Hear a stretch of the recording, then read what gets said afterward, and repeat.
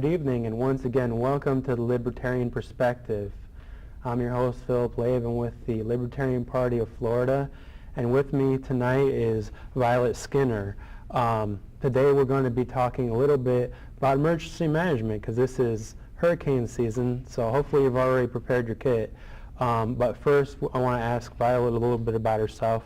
Now, Violet, from what I understand, you've been a member of the Libertarian Party for quite some time. In fact, you're a previous vice president of the Duval County Libertarians. I'd like to tell me a little bit about what brought you to be a Libertarian and what things you've done with the party. Well, I found out that I was a Libertarian when I was going to Palm Beach Community College, and my introduction to political science professor on one of our first nights of class gave us the world's smallest political quiz. Okay. And it was from that I found out I was a Libertarian, and I had no idea what the word meant, and I saw it, and the first thing I pulled out was liberal. And I'm like, I'm no liberal. Went home and talked to my dad about it, and we did the research and found out the difference between the small L and the big L liberal, and really started to research the Libertarian Party and found that, wow, this is a party that really identifies with what it is that I believe. And I didn't really become active of it until I moved to Jacksonville, which was in 2004, I want to say, okay. 2005 time. And I looked it up and said, I'm going to go get involved. And I did. And somehow on the second or third meeting, I became the vice president and helped to do a lot of public outreach events, and never really got involved more above the Duval County Party, and disappeared for a while as I was moving around the state, and now I'm back and hoping to become more involved again. Awesome. Well, there's something else that I find interesting I had to ask you about. Our viewers might be interested. I understand you have an extra name, Awful Waffle. Tell me about Awful Waffle.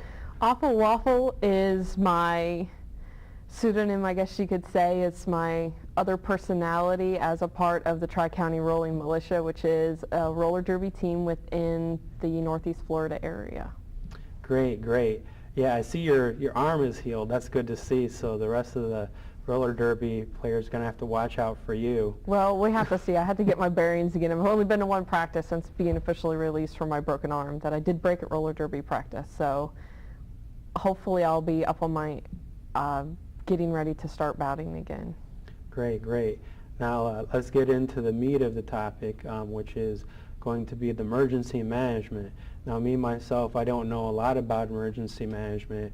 I know that during Hurricane Katrina, Brownie did a good job, and George Bush doesn't like black people and all this. I know that prior to me moving to Florida, I never really thought about emergency management that much. Coming from Ohio, a tornado gets you right away. There's no, the tornado is going to be here in a couple days, so you can't do a lot of preparation, whereas here, you know, a week ahead of time sometimes.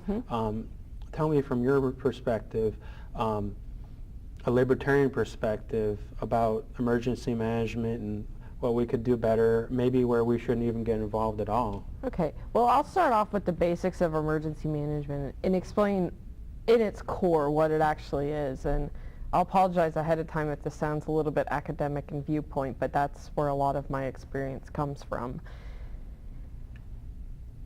Emergency management can be defined in basically 4 different phases. It's preparedness, or actually mitigation, preparedness, response, and recovery. And it's a continuum where it's always going around in circles. And so in preparedness, it's writing the plans and preparing for things such as pandemic influenzas, for fires, for tornadoes, for hurricanes, for terrorist incidents, for bombing incidents, hazmat incidents. So it's much more than just weather events that emergency managers look at.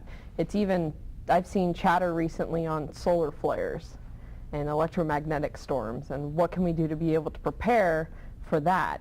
And that affects radio communication to some extent, doesn't it? It absolutely does, and that's not only radio communications from AM, FM, or TV band, VHF, UHF bands, but it's also your emergency communication bands, which they're going to a digital system now, but predominantly a lot of other places are on VHF. But that's another conversation for a whole other day. Right. And so one of the interesting things that I find about being a libertarian in emergency management is that while the role of government is important in so much as in modern times and looking at what our current structure to government is, like a more reality-basis theory, is that we have to be able to take responsibility for ourselves at the local level, and that's really what emergency management as a whole looks at. And Katrina was a failure on every level that you could imagine, from the personal individual responsibility level to the local government level to the state level and to the federal level in some respect. Much more local and state than federal because of the way that the system actually works. So then did some of the people, I saw people on rooftops and stuff, did some of the people not take preparations because they were waiting for the government to come and save them as opposed to taking their own measures to get ready for the hurricane? I think that's definitely a speculation that we can make, but I don't want to make an assumption based upon a person's individual responses when I don't know the person and can't speak for them individually. But as a whole, that's what it appears to look like, is that they had several days of warning and they knew ahead of time, specifically in New Orleans, that the flooding and the levees were going to be an issue.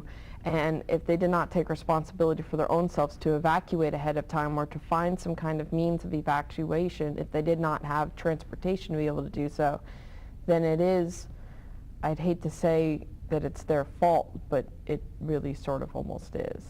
And the local governments failed in their own roles by not actually activating the plans. And just a few months before Katrina hit, the city of New Orleans actually did a full-scale exercise, and they knew exactly what it was that they were supposed to do, and they failed the people by not actually executing it. Okay. Well, I know here in Florida, here in Jacksonville specifically, we've been lucky. The time I've been here, we haven't been hit smack dab with a large hurricane. We do get kind of brushes, and we get a lot of tropical storms that were hurricanes, but they dissipate by the time they get to us. So we do experience these storms. From your perspective, are there any things that the city could do that would improve the way our emergency management is? I think that one of the things prior to the storm is a lot different than after the storm. And I think prior to the storm, everything seems to be okay, but that's really where individual responsibility plays the biggest role. Have your plans ready. The state of Florida makes websites available for you to be able to download templates to make your own individual plan and to be able to get in contact, find ways to contact your people. I know Microsoft is actually doing a lot of research and development on new programs to be able to reach out to people around you, to be able to communicate with them. So prior to the event, there's a lot of things that you have to do on your own to take your responsibility for yourself because government isn't going to help you. Afterwards, government isn't going to help you, we say, for at least 72 hours. And if that, at that point in time, it could be well long after that, depending on how hard that we're hit and what the resources actually available are. And if things have to be trucked in from other areas, we have to wait for them to actually get here. So after the storm, if the city or other public entities within the region, if there's anything that they could really do, it's have a better internal organization plan to be able to figure out how it is that they're actually going to work with FEMA. Because oftentimes it's finger pointing, well, you do this, well, I don't want to do it, so he's going to do it. But I don't know who does it, so I guess she is. And they really need to be able to actually think about who it is that's going to be the FEMA contact, who it is that's actually responsible for the roles through the FEMA recovery process and the FEMA recovery programs, in line with the state, who actually has a very large role in the recovery process as well.